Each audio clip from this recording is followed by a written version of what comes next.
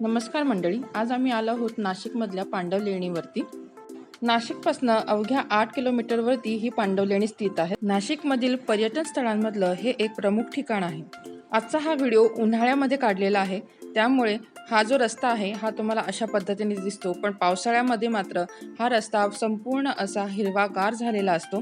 त्याचाही व्हिडिओ मी लवकर अपलोड करेन। आता आम्ही डोंगरावर पोहोचलो तेव्हा सूर्यास्त झालेला आहे आणि नाशिकचं मनमोहक रूप इथे तुम्हाला दिसेल। या डोंगरावरनं तुम्हाला अर्ध नाशिक बघण्यास मिळेल। या डोंगरावरनं दिसणारं हे मनमोहक रूप बघण्यासाठी महाराष्ट्रातून लाखो लोक इथे येत असतात।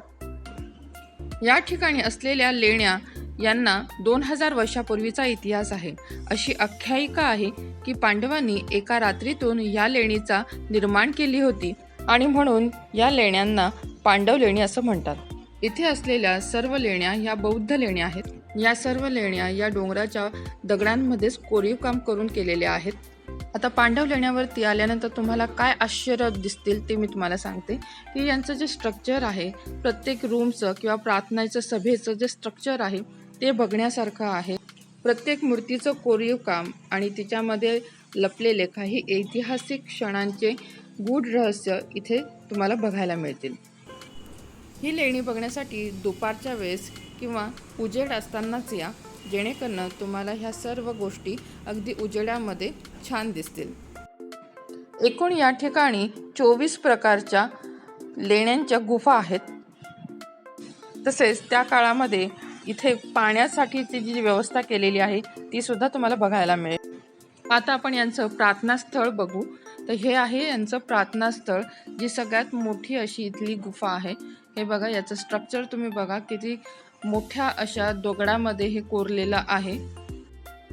आतमध्ये गेल्यानंतर खूप मोठी अशी एक खोली आहे आणि या खोलीला प्रत्येक ठिकाणी या पद्धतीचे छोट्या छोट्या खोल्या तयार केलेल्या आहेत। या ठिकाणी गौतम बुद्धांची सर्वात मोठी मूर्ती आहे।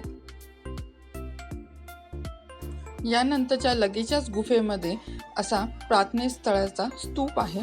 या स्तूपला सुद्धा घुमटाकार असा वरचा छत आहे। तर अशा या पांडव लेणीचे बौद्ध मूर्ती बघण्यासाठी या पांडव लेण्याला नक्की भेट द्या। इथे एकूण 245 पायऱ्या आहेत। इथे 6:30 वाजता पांडव लेण्याची एंट्री बंद होते। ज्यांना ट्रेकिंगची आवड आहे त्यांच्यासाठी सुद्धा हा डोंगर चढणे म्हणजे ही एक ट्रेकिंगची मज्जाच आहे। अरे हो, अजून एक सांगायचं राहिलं की ह्या ज्या गुफा आहेत या त्रिरश्मी डोंगरावरती आहेत, तर त्यामुळे या गुफांना त्रिरश्मी गुफा असंही म्हटलं जातं।